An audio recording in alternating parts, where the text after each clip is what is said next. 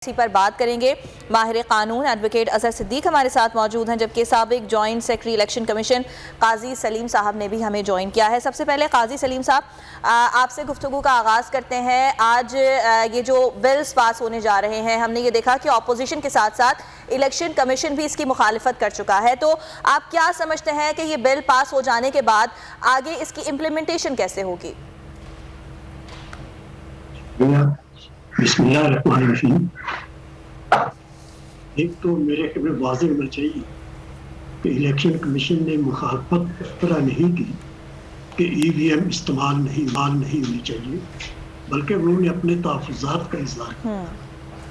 शुरू में जब गवर्नमेंट ये कानून बना रही थी, जो मसवदा आया था, उसमें उनके दो तरह के एतराज़ात थे। एक तो कुछ ऐसी दफ़ात थी कि जो बज़ाहिर आइन के ख़िलाफ़ थी, मसलन ये कि इंतखाबी फरिश्तों को बनाने का इख्तियार नादरा को देना, हालांकि आर्टिकल 219 में क्लियर लिखा हुआ है कि ये इख्तियार इलेक्शन कमीशन का है। तो इसी तरह दूसरी चीज़ जो थी वो एक तो EVM का इस्तेमाल था और दूसरा ओवरसीज वोटिंग का। EVM के बारे में इलेक्शन कमीशन का ये कहना था कि इसमें जल्दी न की जाए, इसको आहिस्ता आहिस्ता इसके पहले टेस्ट किया जाए मुख्तलिफ मौके पे और उसके बाद फाइनल जो सूरत हाल हो उसमें किया। अच्छा, मैं समझता हूँ कि ये बात सही है। अगर हम इंडिया में देखें तो उन्होंने EVM केरला स्टेट से शुरू की थी, जो हम सब जानते हैं कि IT के हवाले से एक बहुत बड़ा। ठीक है, काजी सलीम साहब से मैं सवाल करूं उससे कबल अपने नाज़रीन को एक अहम खबर देंगे। कौमी असम्बली का मुश्तरक इजलास के हवाले से वज़ीर आज़म इमरान खान कौमी असम्बली पहुंच गए हैं। 12 बजे कौमी असम्बली का इजलास शुरू होगा, लेकिन वज़ीर आज़म इमरान खान पहले से ही कौमी असम्बली पहुंच गए हैं। इस वक्त की अहम तरीन खबर यह है। जी हाँ, बिल्कुल। इससे पहले शहबाज बिलावल भुट्टो जरदारी के हवाले से भी कहा जा रहा था कि वो भी पहुंच चुके हैं और अपोजिशन की जानिब से एक इजलास भी इस वक्त जारी है। और दूसरी जानिब अब ये बात भी सामने आ गई है कि वज़ीर आज़म इमरान खान भी पार्लियामेंट के मुश्तरका इजलास में शिरकत के लिए पहुँच चुके हैं। अच्छा, काजी सलीम साहब, आपको आवाज़ आ रही है?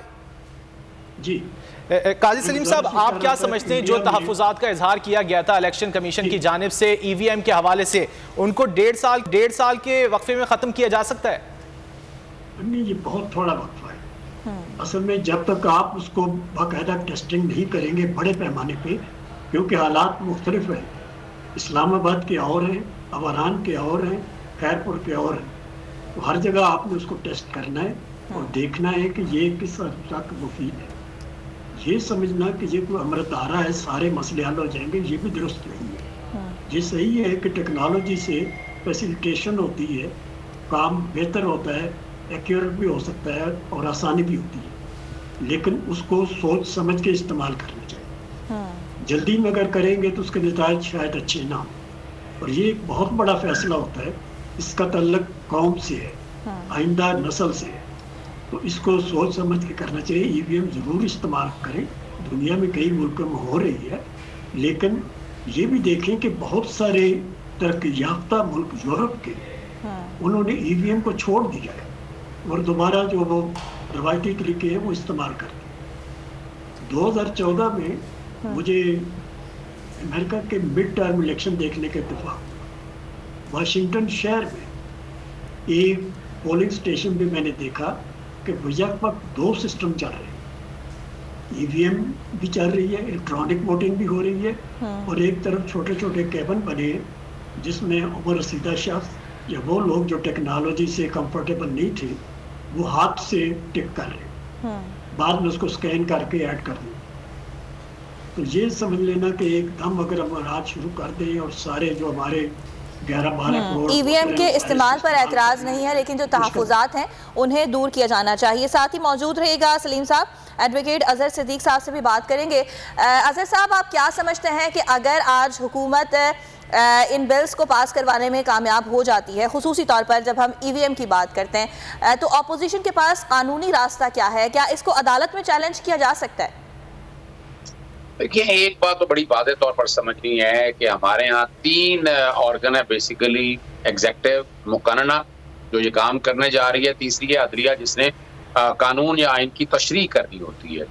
यहाँ जहां तक है कि इलेक्टोरल रोल्स जो हैं आइन के आर्टिकल 219 के तहत इलेक्शन कमीशन का इख्तियार है, लेकिन 222 आर्टिकल जो उसके बाद आता है वो इसके लिए कानून साजी करने का इख्तियार जो है वो पार्लियामान को देता है। तो एक बात तो बड़ी बात ये होगी कि पार्लियामान सुप्रीम है, पार्लियामान ने आपके सामने इलेक्शन एक्ट 2017 बनाया हुआ है। उस इलेक्शन एक्ट 2017 में कोई तरमीम होनी है और उस तरमीम का इख्तियार जो है वो इलेक्शन कमीशन के पास ही। इलेक्शन कमीशन को आइन साज कानून साज इदारा नहीं है, इलेक्शन कराने हैं, साफ शफाफ कराने हैं, उसकी जिम्मेदारी है और एडिशन करना है। जहां तक कानून साजी की बात है, कानून साजी के हवाले से अगर आपको थोड़ा सा अगर याद हो, जब सेनेट के इलेक्शन आए तो सुप्रीम कोर्ट के सामने एक रेफरेंस गया, रेफरेंस 1 ऑफ 2020, जो सेनेट के इलेक्शन से पहले सुप्रीम कोर्ट ने डिसाइड कर दिया कि मॉडर्न टेक्नोलॉजीज आप यूज करें।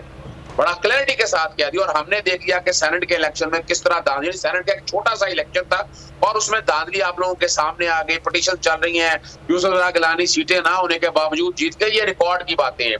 अब बात समझने वाली है कि उसका तरीका कार क्या होगा, यानी अगर नादरा करता है, नादरा सेशन का उसके पास मौजूद है। इलेक्शन कमीशन जान के पीछे इसलिए हटना चाहता है कि इलेक्शन कमीशन अपने आप को एक बहुत बड़ा इदारा समझता है, वो अपने इख्तियारात कम होने नहीं देना चाहता। जहां तक मेंबर्स और चीफ इलेक्शन कमीशन ये तो आजकल आए हैं, वहां जो स्टाफ नीचे बैठा हुआ है बुनियादी तौर पर उस स्टाफ के लिए वो स्टाफ अपने इख्तियारात कम नहीं करना चाहता। वो नहीं चाहता कि हम मिसाल के तौर पर अगर प्रोटेस्ट ही करना है, पहले कानून साजी बनाने का इख्तियार पार्लियामान के पास है, पार्लियामान पहले कानून साजी बनाए। अब उस कानून साजी के बाद जो आगे है वो रूल्स बन सकते हैं कि वोटिंग कैसे होनी है, जहाँ उम्र सीधा लोग होंगे, आप चलाना चाहते हैं। मिसाल हमारे बाहर के जब इलेक्शन होते हैं वो भी ईवीएम के तर्ज पे होते हैं, हम जाते हैं इलेक्ट्रॉनिकल वोट कास्ट करते हैं, लेकिन साथ एक पर्ची भी निकलती है, उस पर्ची को हम अलहदा डालते हैं, यानी अलहदा एक केबिन बॉक्स में डालते हैं। वो बैठकर अगर किसी को इतराज होगा तो कल वो वोट जो है ना वो बकायदा उस तरह गिने भी जा सकते हैं, मैनुअली भी गिने जा सकते हैं। तो यहाँ ये जो हम इलेक्शन कमीशन जो बिला वजह के एतराज़ात, यकीनन उनके पास एतराज़ात होंगे, वो एतराज़ात क्या है, जितने वो उनके पास ऑफिसर बैठे हैं या मेंबर्स बैठे हैं उनमें से तो इलेक्ट्रॉनिकली एक्सपर्ट कोई नहीं है ना भाई। जहां तो आप कहें कि आपने बैठकर प्रैक्टिकली इस चीज को देख लिया है, अभी जैसे ही कानून साजी होगी, कानून साजी के बाद टेस्ट के तौर पर ज़िमनी इलेक्शन आने, 133 का इलेक्शन है, 206 का इलेक्शन है, तो उसके अंदर ये कानून साजी होती है। तो अब इलेक्ट्रॉनिक वोटिंग के अंदर जाए और इलेक्ट्रॉनिक वोटिंग से आपको सारा समझ आ जाएगा कौन सा मुश्किल काम है। मैनुअली जिसने डालना है मैनुअल भी रखे, जिसने इलेक्ट्रॉनिकल डालना है इलेक्ट्रॉनिकली डाले। मैं ये नहीं कह रहा टोटल रिटर्न कर दे, और उसमें कोई अगर कमियां रह गई, कोताहियां रह गई हैं, तो वो कानून साजी के लिए आपके पास पार्लियामान मौजूद है, किसी वक्त भी आप तरमीम कर सकते हैं। लेकिन ये बैठकर कहकर, और साथ दूसरा बड़ा अहम इशू है कि हम वोट का राइट देना चाहते हैं ओवरसीज पाकिस्तानी को, बहुत बड़ा जंक है और वो उन्होंने भी करना, वो जब तक कानून साजी नहीं होगी। और इसमें हमारे सुप्रीम कोर्ट के कई फैसले मौजूद हैं ओवरसीज पाकिस्तान को वोट देने के हवाले से। तो ये भी सारी जो कानून साजी होनी है, कानून साजी आप सेव इसलिए कर रहे हैं कि इमरान खान साहब आपके खुद बताया कि पहुंच चुके हुए, और मिसाल के तौर पर नेशनल असेंबली के अंदर इनके पास अगर अक्सरियत है तो सेनेट में आदती अक्सरियत उतनी पूरी नहीं है। कानून जब पास होना होता है वो पहले नेशनल असेंबली में अगर बिल आ गया, नेशनल असेंबली में पास करना है और उसके बाद फिर सेनेट में जाना है।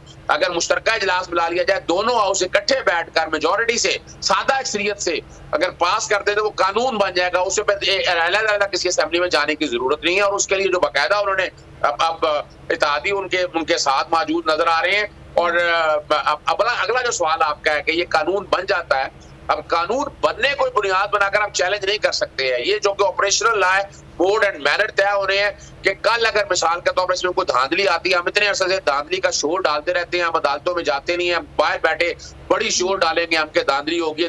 अब प्रैक्टिकली क्या होगा कि जैसे ये इन्फोर्स कर देंगे, एक्ट में तरामीम आ जाएंगी, जो तरामीम आ जाएंगी, तरामीम के बाद आप इलेक्शन करें और इलेक्शन के अंदर जो धांधली सामने आएगी इलेक्ट्रॉनिक वोटिंग मशीन के हवाले से, और आप देखेंगे नहीं भी ये तो प्रैक्टिकली नहीं है, फिर आप यकीनन कोर्टों में जाकर चैलेंज भी कर सकते हैं, अभी भी चैलेंज कर सकते हैं कि अगर अपोजिशन चाहे इस कानून को चैलेंज करने के, लेकिन जो पार्लियामेंट ने कानून पास किया होना है तो बड़ा मुश्किल, बड़ा कम होगा। अपोजिशन के पास ये हक होगा कि वो इस कानून को चैलेंज कर सकती है।